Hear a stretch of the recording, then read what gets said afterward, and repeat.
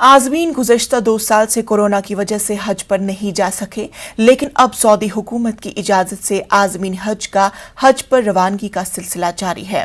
बल्डाना जिले में भी 123 आज़मीन हज को कैंप में टीके लगाए गए। बुल्ढाना डिस्ट्रिक्ट से अल्हम्दुलिल्लाह इस साल 130 लोगों का नंबर लगा है।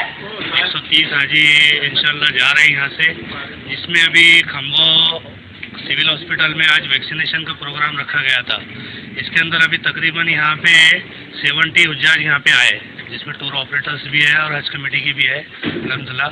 और दूसरा वैक्सीन जो है अल्हम्दुलिल्लाह वो बुल्ढाना के अंदर होगा 13 तारीख को, तो वहाँ पे भी हुज्जाज पहुँचे। और हुज्जाज जो है अभी अल्हम्दुलिल्लाह 18 जून से 3 जुलाई का शेड्यूल है मुंबई का, तो यहाँ के जो हुज्जाज है इंशाल्लाह वो 18 तारीख से 3 जुलाई के बीच में इनका शेड्यूल आएगा इंशाल्लाह।